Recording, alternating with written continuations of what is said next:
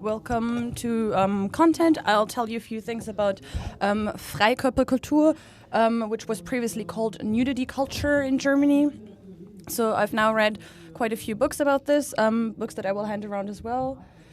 So you can see where I got this knowledge. I'm originally from Rostock. I grew up in Eastern Germany. And until around puberty, I went to FKK beaches in Germany as well. So that briefly stopped and then continued. So it's something that's completely normal. But I also traveled a lot and I realized that it's not normal everywhere. And I was asking myself, why is this completely normal here and is considered a taboo in other places? Why is it seen as sexual willingness if someone's naked in other places? So depending on where you are, it can be seen in very different ways. So I've looked into this topic a bit, and I have about 40 minutes full of information for you now, including personal anecdotes. I'm not an expert. I've simply read into this, and I've gathered some stories over the times that are probably quite interesting. So, and at the end, if you have any questions, then you can ask me questions or also tell personal stories that you've experienced in this context. So first of all, the books, I'll hand them around. It would be great if I could get them back.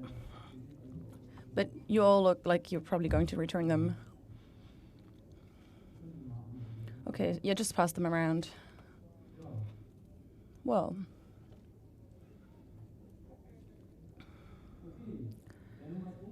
So if there's anything that's unclear, you can just give a show of hand. I can just say it differently. For example, if you speak too quickly or something is unclear. Okay, so maybe we can start with a brief history of FKK, which is free body culture. So at the beginning stands the question of nudity. It's a topic in many different cultures. Since humans have existed, the history of nudity is much older than the history of FKK. So I have a few examples so you can kind of get used to it. For the term yourself and the term nudity is 500 years old. It's comes from Germanic, and nudity has been depicted in different cultures. You can start, for example, in Europe, in ancient Egypt, which maybe is more like Africa, and there you had reports of kids walking around nude. And I also read that, for example, farmers usually had some light clothes on, but also sometimes worked in the fields and were nude at this time. Then in ancient Greece, you've probably heard about Olympia, when the Olympic Games, you may have heard, and that's exactly what happened as well. When men competed, then they were actually nude. So people who were watching them were clothed, but the people who were competing, who were mostly men, who were only men at the time, were completely naked. And then when Christianity got stronger, then people started dressing, and the Romans actually started making fun of the naked Greeks. But in ancient Greece, people were actually naked. And then in ancient Rome itself, if you look at emperors and how they were depicted, this is Antonius and Emperor Anthony. They were depicted naked. If you think about that in today's terms, well, current people in power are usually depicted in a different way. So this person is not actually naked because he's not completely without clothes, because he's still wearing something, but, well.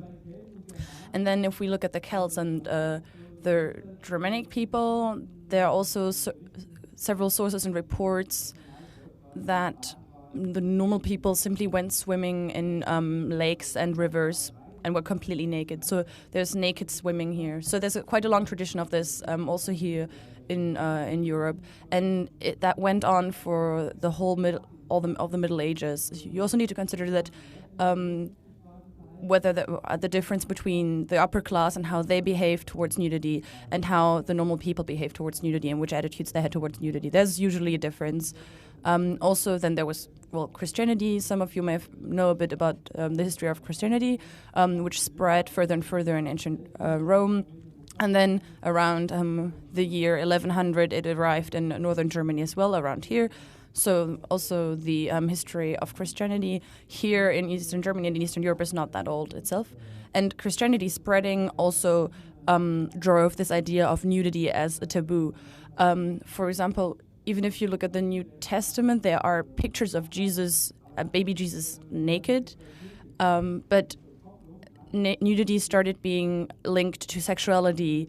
So suddenly someone naked was not something you would look at anymore. And then through the way that Christianity approached sexuality, the culture moved more towards prescriptions in terms of clothing, and nudity that was still widespread in the ancient Rome was pushed further and further back. And then in the upper class, there was also this connotation of poor versus rich, where being nude was a sign of poverty, and wearing clothes was a way of showing your status. If you could wear expensive clothes, and you could show how high up in the society you are. So there's definitely a difference between a higher upper class, while in the lower classes, where you sometimes may not even have clothes, even though you need them. So that's a sign of poverty. How far this went? Well, in practice, it meant that especially upper class was always clothed, and there were these church rules as well. But there definitely still reports, even from the medieval ages, where nudity was still sometimes normal, especially when going swimming. And then when did it happen that this nudity, even when you went even swimming in lakes and rivers, was not okay anymore? When this taboo spread, that happened mostly in the 18th and 19th century. And to see how far this spread, because this was also time of science, in the late 18th century, nudity became a taboo. This is an example from the History of Ancient Greece, which is a book that contained original paintings from ancient Greece. So they simply changed them, right? So on the left you have the original, which was repainted in 1983. You see sometimes parts of genitalia ideas. They're kind of insinuated. And so they actually changed it, and they essentially falsified it because they didn't want to depict anything naked. So because this is quite a well-known book, it was reproduced. And this is, of course, completely pointless for science as well if you only reproduce something that's wrong and false.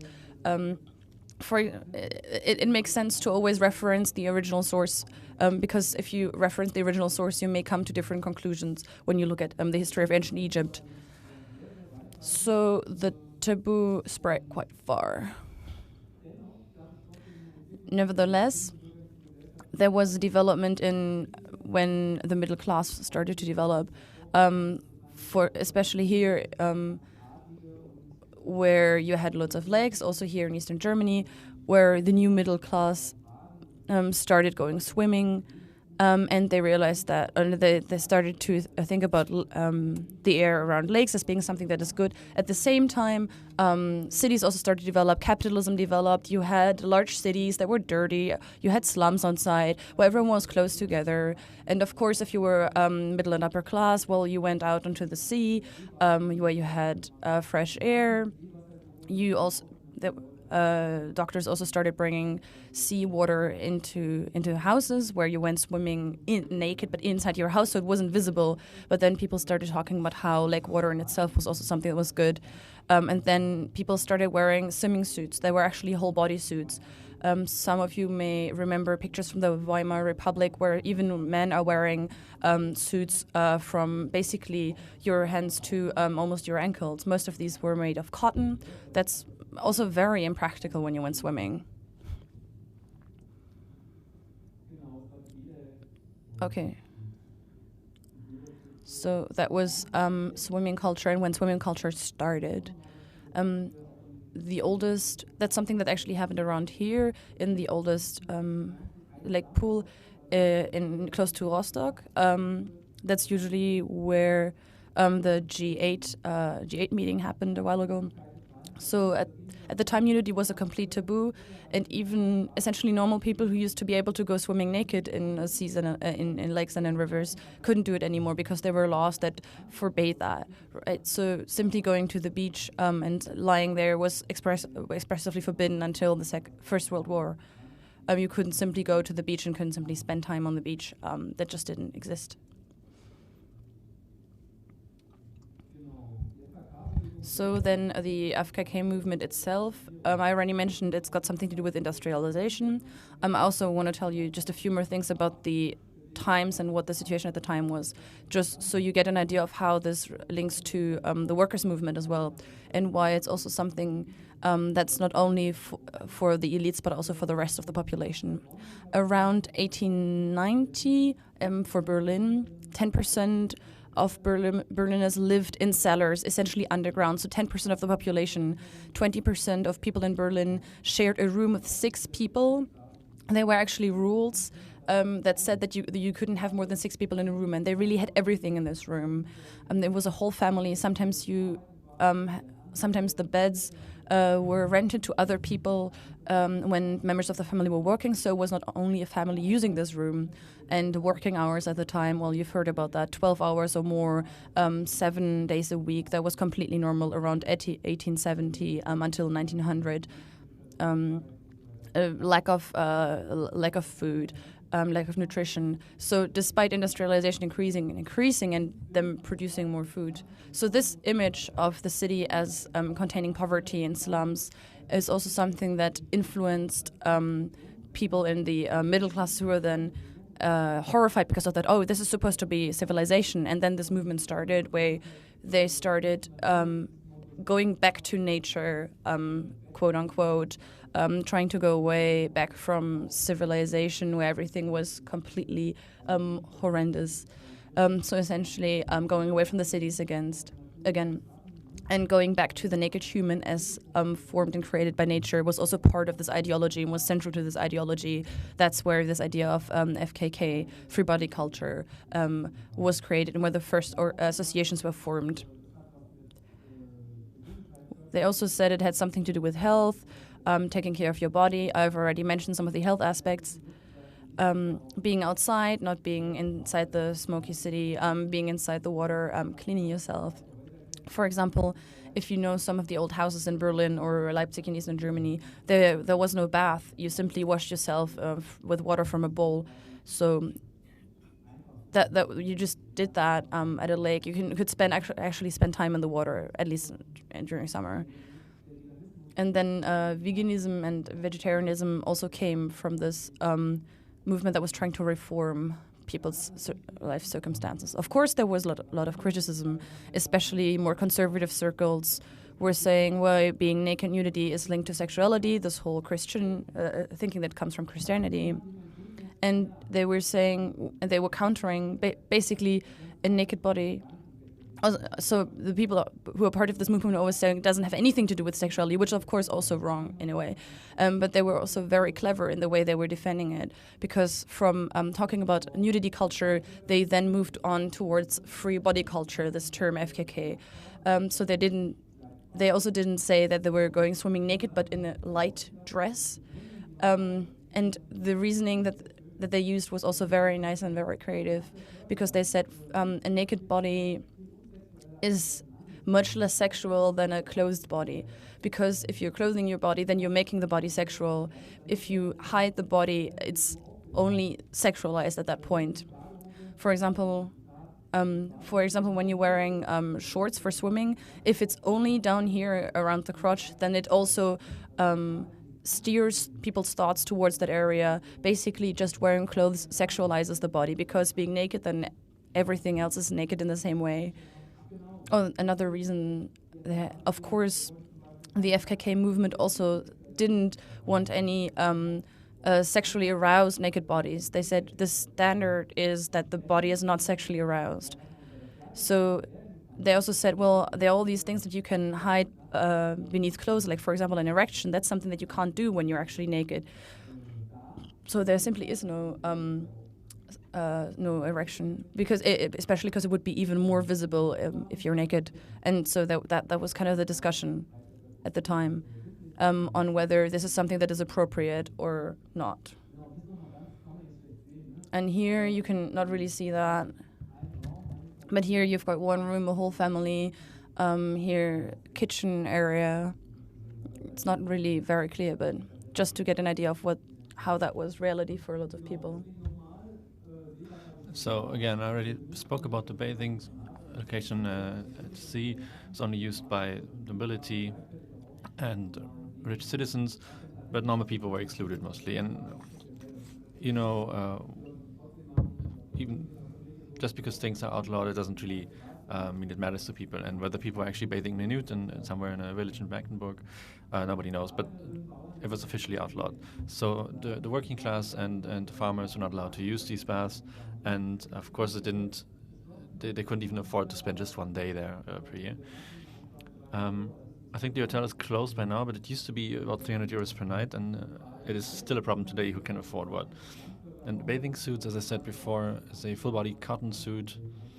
Getting that is obviously also a problem if you don't have anything to wear in the first place. So if you go to the Baltic Sea coast, and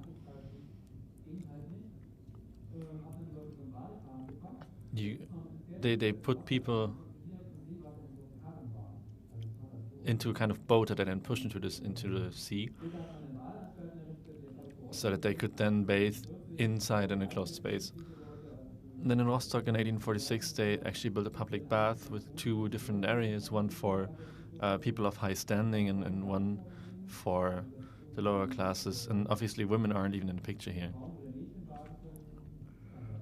So there's no mention of women or girls being able to bathe. So it seemed like it was a very male thing to bathe in the first place. And beach life, as you know today, with spending hours at the beach and catching the sun bath, and that is something that only developed in the Weimar Republic.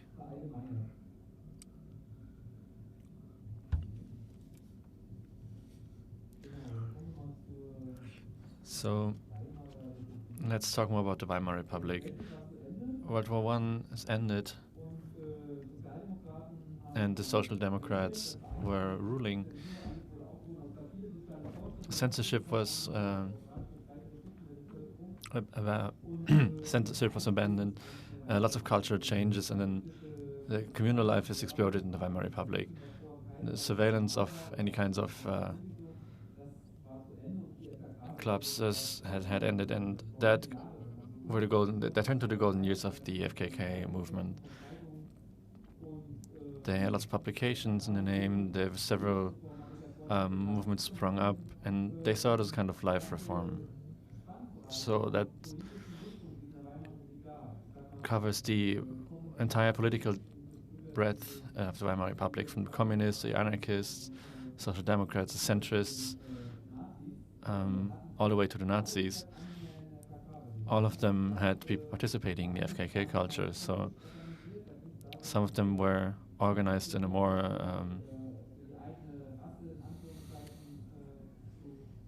race-based manner, where they're basically aiming to perfect the racial body. Then you had the working class FKK communities. If you imagine young people living in damp basements, one of these communities was Kuhle Wampe. They had a camping area where the working class could basically send their youth, send their children, who could then bathe and run around naked. And as you can imagine, if you don't know what to eat, you probably don't have a bathing suit either. So that was quite useful.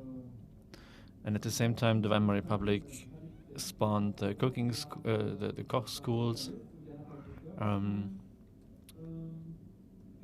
founded by a socialist who created these schools of the body, because he saw that people doing repetitive movements at work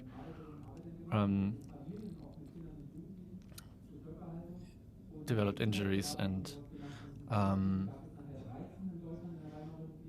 so he created gymnastic exercises and ended up with 13 schools throughout Germany, and these gymnastics were always done in the nude. And he also did performances every Sunday in Berlin, nude gymnastics, and that was a kind of an advertisement for these body schools. But of course, that was not without criticism, especially from the conservative side of the Weimar Republic. But couldn't be banned, and so they kept going. So just one final example. At the end of the Weimar Republic, there was about 100,000 organized followers of FKK culture in various communities. There's one larger one it's all about the perfect body, Aryan and racially pure sort of Nazi organization, and some were completely unpolitical, where it's just about bathing naked. But the second large group united the progressive of the working class. So these two, plus all of the unpolitical ones or smaller different ones, there's 100,000 people altogether sign up. And estimates are that 60 to 70,000 of those were from the working class or from the Koch schools. Maybe one more example. My grandmother, Elisabeth Mummers from Hagenau, has told me once that she went bathing to Schwerin, to the outer Schwerin Lake, not an official bathing place. So she went bathing with her husband and daughter, and next to them there was a couple that also wanted to go bathe. And before they bathed, they went over to my grandmother and asked if they would mind if they were bathing sky-clad. And my grandma was like, "Well, I'm not sure what that means." So yeah, sure. And then she was surprised when they actually went naked. So the Weimar Republic only lasted 13 years, then 12 years of fascism followed. And the first thing, as I said, that there was a broad spectrum of different FKK communities and two large organizations. The Nazis basically outlawed the other communities in 1933, but promoted their own organization, which is very much about racial purity. So they were allowed to keep publishing, and they did a lot. They published books and magazines, and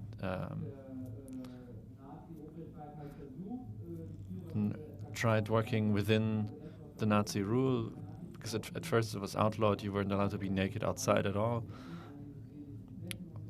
even including places where you couldn't be seen easily. And in 1942, public nudity, public naked bathing, at least, was allowed again. I'm just going to read you some examples. There's some very strange characters in there. Richard Ungewitter is one of the most famous propagandists of that time. He wrote lots of texts and books, also widespread. So while in the working class lots of people participated with the Nazis, it's also that they actually got the resources to publish books and magazines. Why ever people then bought these and read these, whether it might have been some kind of pornography, one of the only legal ways to actually see other naked people, that's not really known today. So Richard Ungewitter in 1910 said in Nudity and Culture, if every German woman saw a naked Germanic man more often, they wouldn't be following the exotic races as much. And that's why I demand a public culture of nudity, so that only the strong will couple up and the weak will not be able to procreate. So that's the idea. You can see the other bodies. There's a good body and the bad body. And it was also wrapped in anti-Semitism. The Jews that were circumcised were thus made visible. And that was very, very openly uttered. And that is from very early on, 1910. And that then got to spread in 1933.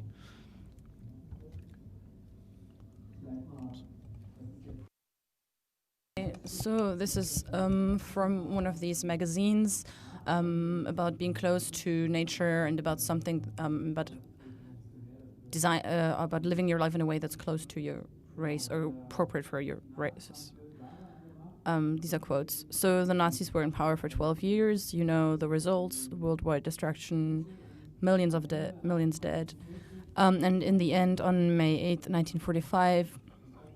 The Allied powers were, the Soviets were here in the east, and the Brits, the Americans, and the French were in Western Germany. And so you have two parts of the story from now onwards.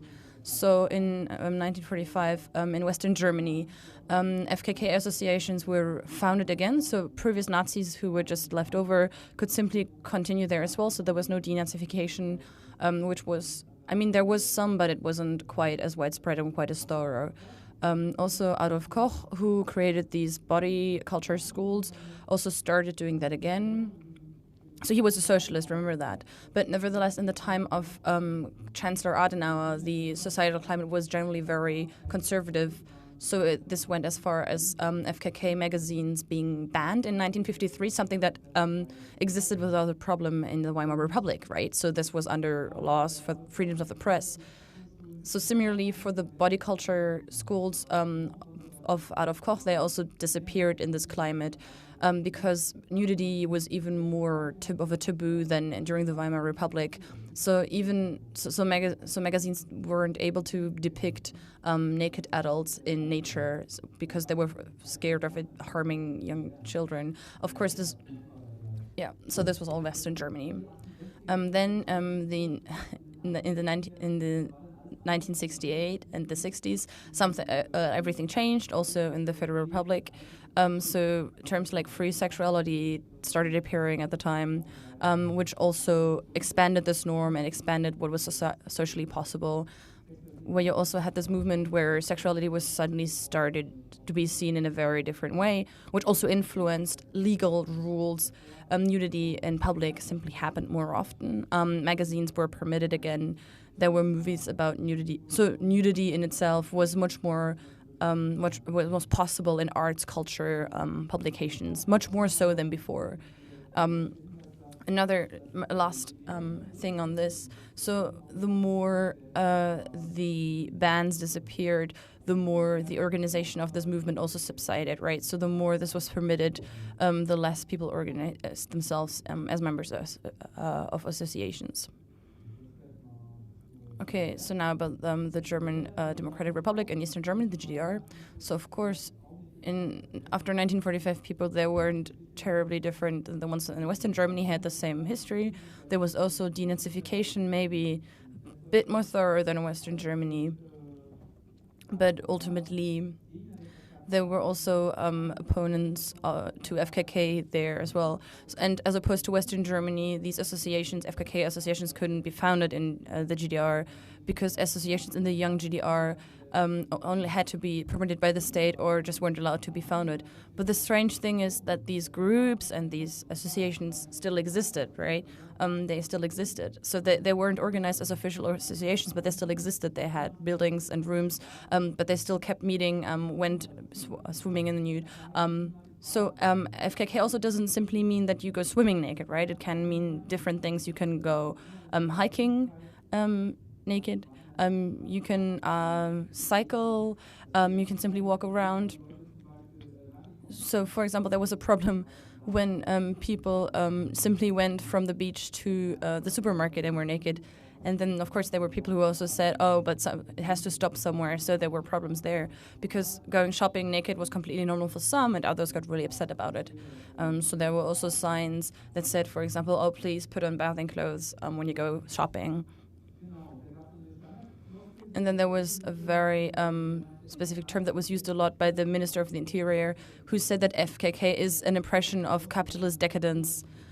And so that's how you suppress various things in arts and culture. What exactly that means, well, not much. It's just simply a phrase that you can simply use to ban things. So you also could have said that about the Beatles later. I assume that similar terms were used there when you didn't want those to be listened to in the East. But again, also within the SED, so the Communist Party in Eastern Germany, there were, of course, politicians, artists, scientists, and other intellectuals who still went swimming naked and who thought this ban was completely stupid and who also worked towards this ban being lifted. And so it was re-permitted in 1956, first in the Baltic Sea beaches and then throughout the whole country. So different, basically local governments could designate specific FKK areas. So initially people tried to ban it, but then it was more and more people who went swimming naked, and then ultimately they just went with what people were doing anyway, right? So people just went swimming naked, and it was designated as an FKK area. And often FKK beaches are even the nicer beaches. You also may have noticed that, well, I quite like this. I go to FKK beaches. So beaches that are much nicer are often further out, much more in nature, and they're also FKK beaches. There were also studies that went into this because there were people who accused those of simply being intellectuals who went swimming naked, and there were internal studies, but that were never published, and those showed that more than 50% of people who were part of this FKK movement were workers, even more than 50%, so the party was reassured a bit. It was not something that was only done by intellectuals and artists, but it was something that was done by the population as a whole. And was spread further and further, and that's how I grew up as well in the 1980s. In the 1980s, it was completely normal. It was very practical, convenient. Again, in the 90s, people started talking about health as well. I mean, you can imagine if you wear a cotton suit, you go into 17-degree water, you walk around with these wet clothes. If you're just naked, you're not wearing anything, skin dries quite quickly, you can't forget anything. It's much more difficult to get sick. Many practical advantages. Also, there was also FKK at lakes. Here's an example. For example, in the GDR, there were brochures about FKK. One of those is being passed around right now. Here are some of these areas, but there's way more than that. So these FKK beaches existed throughout the GDR, and this was one of the brochures that essentially told you where you could go and where you couldn't go. And so another topic that we won't be discussing today, but what you could also be talking about, is which body image is being presented, again, today as well. For example, in the workers' movement, initially it was the idea that all bodies are welcome, all bodies are beautiful. But then in the GDR also, what I remember is that people were talking about, look at how fat that person is. But if you, for example, in Warnemünde at a FKK beach, you see all kinds of bodies. I was at an event where somebody also told me that he had a psychological problem where loads of people simply grow up with porn. So when the only times when people see bodies that are naked is either within their family or in porn. And so they think that that's how bodies are. And if you see this thousands of times every year, and young people start to think that that's what a body looks like, then they also start having problems with their own body image, because they think, why is my body not looking like that? Why does my body look different? But of course, all of these movies don't have much to do with reality. But if you go to a sauna or to an FKK beach, then you can see that your own body may not be as different or as wrong as many people think. So this person I talked to went to psychologists who had then told him, go to a sauna, look at what people actually look like, and that's what also helped him, right? And then he also started going to FKK beaches because for him it was psychologically good as well.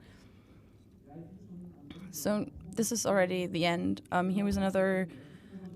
So after the wall fell and after the reunification, so I talked to the Tourism Association in Mecklenburg-Vorpommern, who said that the number of FKK beaches stayed the same even after reunification.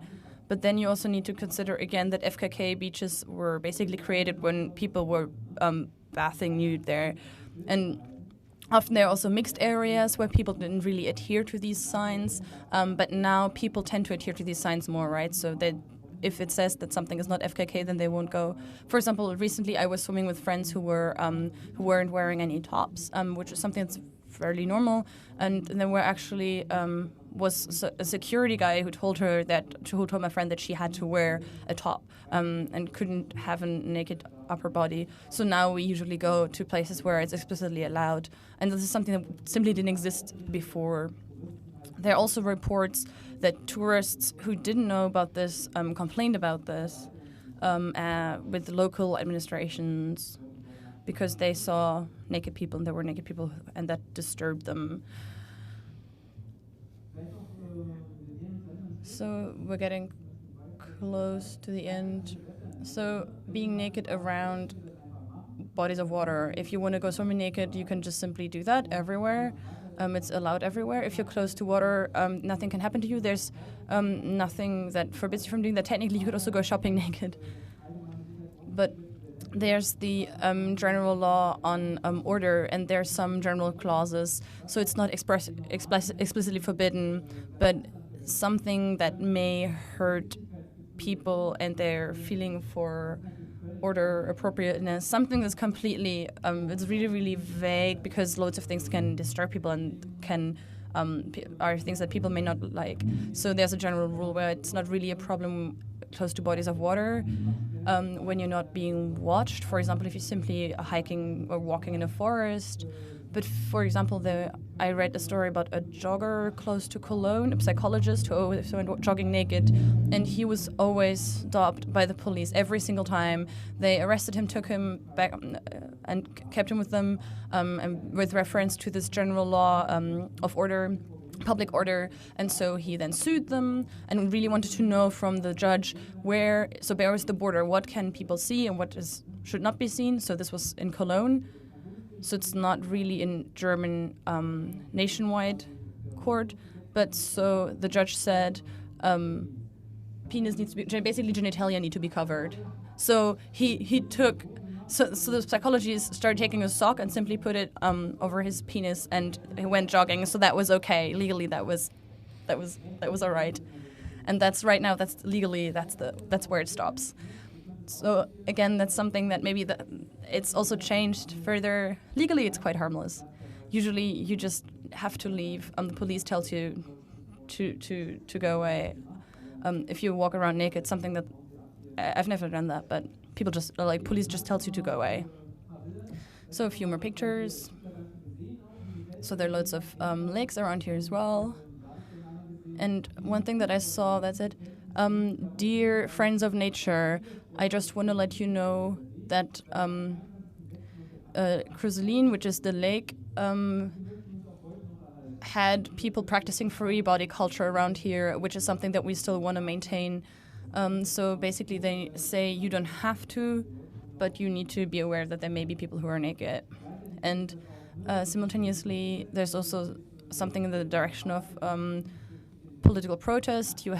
There's the World Naked Bike Ride Day, which is about ecological ways of transport. But for example, in Leipzig, this was banned.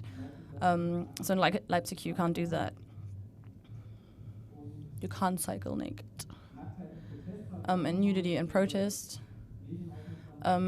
It's used to garner attention from the media. It's another thing you can look at. There's an estimate that in the Federal Republic of Germany right now, there are about 10 million Germans who practice FKK. And worldwide, I think Germany is definitely a center of the FKK movement here. And this is an assumption, hypothesis. For example, in Yugoslavia, there also used to be an FKK movement where Christianity wasn't terribly strong. FKK was easier. As Soviet Union was different, right? So FKK was complete taboo. Current Belarus or Ukraine, it was not really accepted. But again, then in Czechoslovakia, Slovakia, Eastern Germany, and again also Western Germany, France. It's different in those areas.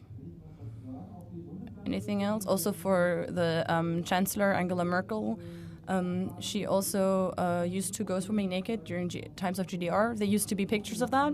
A friend of mine has one of those pictures.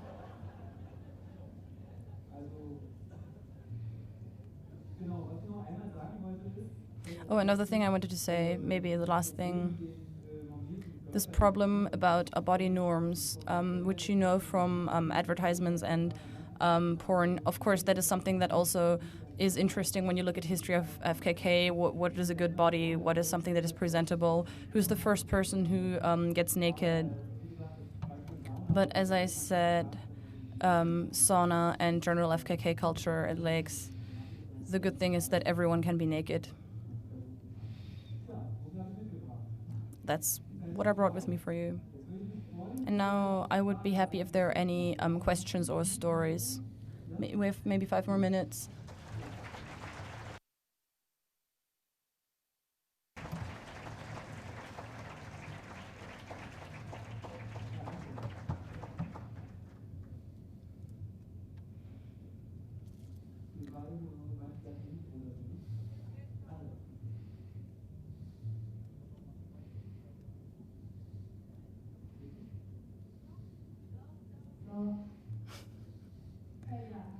Yeah, hello, my name's Esther.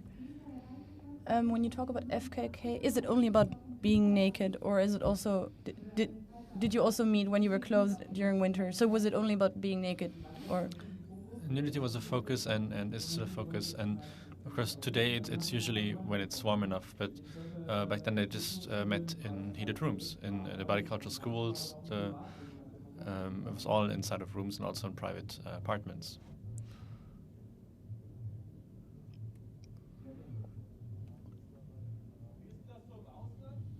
So what about other countries? So my name's Eric. What's it like abroad in other countries? Is there any FKK movement? Are there associations like that? I only know some singular examples. In Spain, for example, there's some movements, there's some beaches, also in left anarchist circles. Even though that kind of has a home there, but it's not as widespread there. And so there's nude beaches also in Italy, former Yugoslavia. I was in Split. Also in Slovenia, there's FKK areas. So it is somewhat widespread nowadays. But I also know friends drove through Brazil, so it was dark. We were bathing naked, and then the people from the village said, "Don't do that. It's highly dangerous, especially for women. It is seen as a sexual thing. It is seen as an invitation to sex, and anything could happen. Not even in the dark. Even if you think you can't be seen, don't do it." So they were really scared. But that's just a single story. That's all I can say.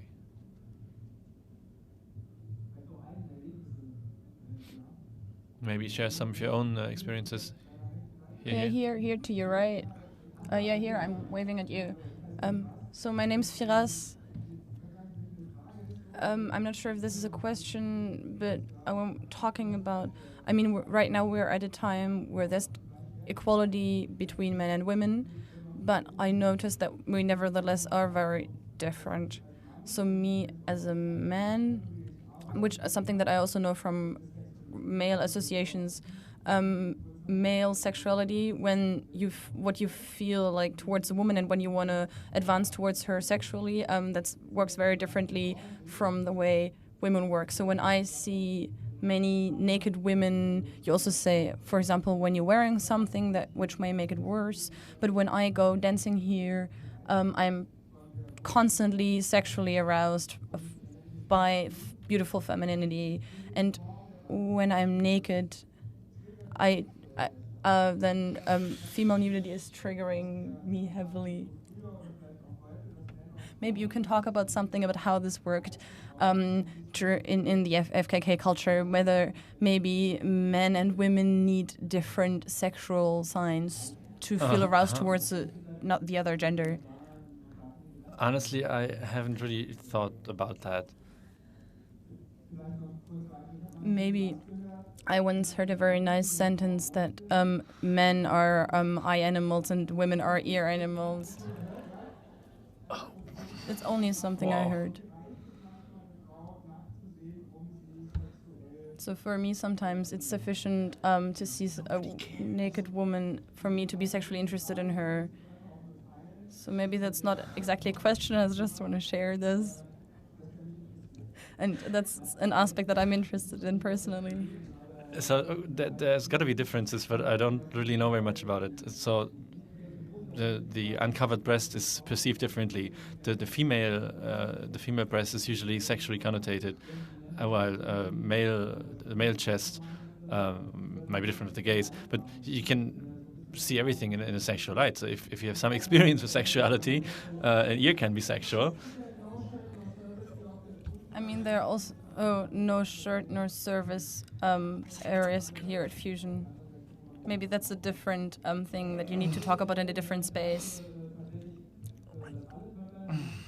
So I think all bodies should be able to be naked. The uncovered breasts don't mean anything. But how to get there, I think wear a shirt and cover everything is not the right way, because it took hundreds of years to get to this point where we can actually bathe naked without fear of repercussions. And I don't want to go back beyond that.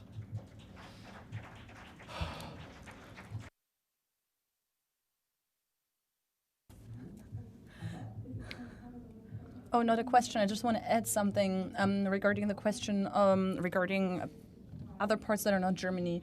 I know quite a bit about France, where it's called nudism or naturists. So there are quite a few camping areas where which are purely for nudists or naturalists. Ah, cool, interesting. Thanks.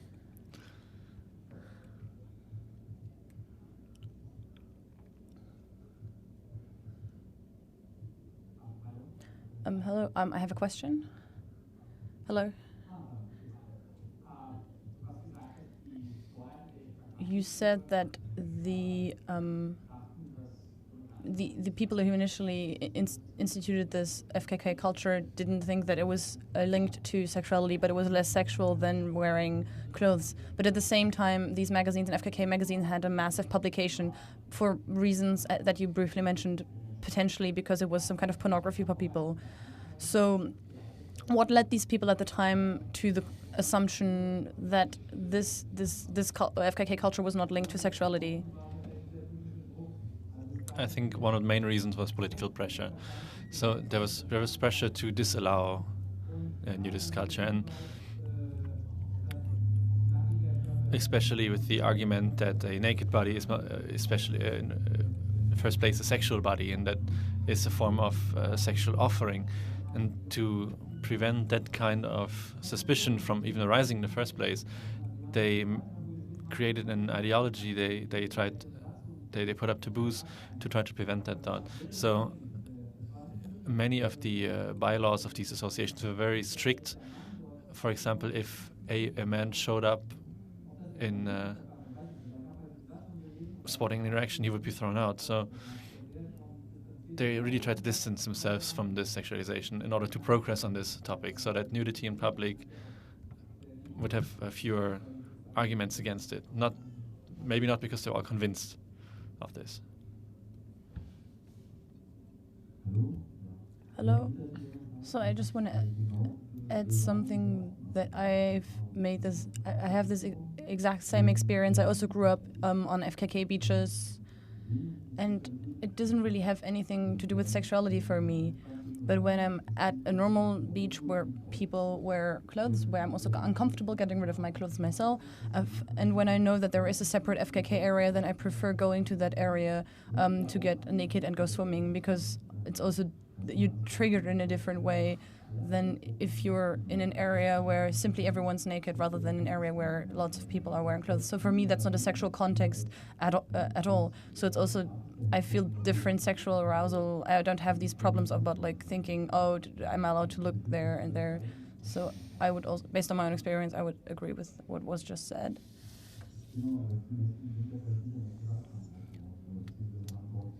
But maybe other people didn't grow up on an FKK beach, so it's about he just said that maybe these publications were circulated very widely, and then I say, well, maybe these people simply didn't grow up with this experience that nudity can be something normal. Well, someone I know from Tunisia said something in the same vein, that women there are usually rather covered up, don't really see much skin, and then when he came to Europe at first, that definitely had sexual effects on him. That's something that passes, but he thought it was hard in the beginning. Not because people were naked, but just because they were showing a little more skin than they were used to. So that's how clothing can sexualize the body very strongly. I have a theory, and I'd like to know your opinion about this theory. The first is kind of an answer to what was just said about sex and nudity, or sexuality and nudity. And my theory is that the more sexual culture exists, the more you're only aroused when the other person is also aroused. So something that I would call sex positivism. So the stronger that exists in a specific society, the more people can actually get naked without nudity being necessarily sexual. Does that make sense? Yeah, that spontaneously makes sense to me. So that was my idea. And my biggest problem with free body culture is that I'm scared that pictures are taken and are put online. And I think for me, that's the biggest challenge for free body culture, the FKK in the future. So those are my two questions. Yeah, I agree. I think that's probably the biggest fear. I know there's some people in the Tourist Association of Mecklenburg-Vorpommern trying to spread some behavioral rules, so like you don't take photos at nude beaches, and that spreads really quickly. So I have a story, so something that really inspired me at the Fusion Festival a while ago, because I saw a lady working at a pizza stall without a shirt. It was really hot. She was just working there. It wasn't about showing off at all. I thought that was really inspiring, and it also inspired me to work at a festival without a top as well. So it's really important for women to show themselves without a top as well, simply because it's hot and because you don't need to wear clothes. Yeah, also women.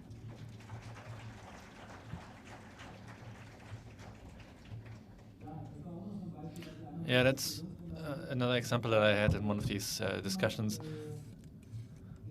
Someone who has never been to an FKK beach, origin from Poland, and his social circle here always went nude bathing at the Baltic Sea.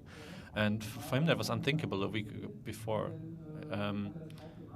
And he went there and he did it, and after the third time he said it was so normal to him that he couldn't even imagine it differently, and he couldn't have imagined it would become so normal for him in this shorter time frame. So I thought that was impressive how quickly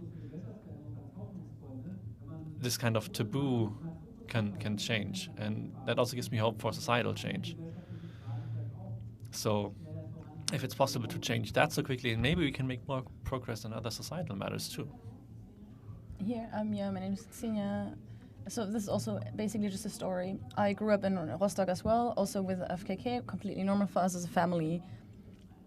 So now now that I'm older, I also talk to my mom about what it was like for her when Germany was reunified and what it felt like for her. And she said that was really noticeable when more tourists from Western Germany came, that also men with cameras came, which was also very uncomfortable for quite a while for a lot of people, which also led to people basically wearing more bikinis and swimming suits. But so those men are disappearing, but it's also something that was definitely an uncomfortable aspect to this. Yeah. Okay, we have two final questions. One here. I also just wanted to tell a quick story from Croatia. I was there vacationing during summer, and it was also very noticeable that loads of women were walking around without topless. And for days, I didn't dare to do it myself, and then I just did it. And I was just lying there topless, and initially it was really, really strange because all the guys were staring and were really confused. But then finally it was okay. So initially I felt very uncomfortable, and I think it's also something that you need to get over. Yeah. Okay. Hey, I'm to your right. I think it's great that we're actually trying to develop a language here as well, when we're saying that despite us talking here, we can't really talk about this terribly freely. I also really was really happy about the Aesthetics Positivist comments, and I don't want to add something negative to this, but something that I was surprised about. You also showed this history in a very interesting way, and I think there are lots of aspects that you can talk about much longer. But especially this topic of the Nazi time as well, where nudity was also used and instrumentalized. That's something that you barely talked about. So in southern Ukraine, German soldiers basically shore off Ukrainian women's clothes, and they were taking off their clothes and then sent them through the city naked, and that was the first sign that they were about to be raped. Maybe you can talk about can you talk about that? Maybe, or was that not part of your presentation? I would say the FKK movement itself, that's what I refer back to, was definitely involved in that, because there were these racist associations and racist ideology. I don't think that forced prostitution... I'm not talking about forced prostitution. I'm talking about how nudity is deliberately used and instrumentalized, and about these countless people who were members of these FKK movements who 10 years later at the most, they used sexuality as a weapon, something that always happens during wars, which especially happened during that particular war, which also was a sign that nudity is not a sign of freedom, but it's something that's produced to take humanity away from people that is used in a repressive way. That's right, yeah. This entire area of using nudity as a kind of humiliation technique, I haven't touched on that, but that might be a point that we have to add to that. Abu Ghraib is similar, where nudity was used to humiliate people, and indeed, that is not part of my talk. Yeah. So yeah. Otherwise, thanks a lot. This helped us find new language to talk about this.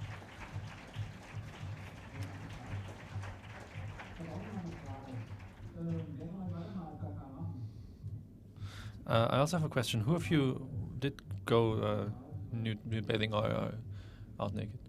So yeah, lots of people. Okay. If there's one more question, I just got the okay that we have time for one more question.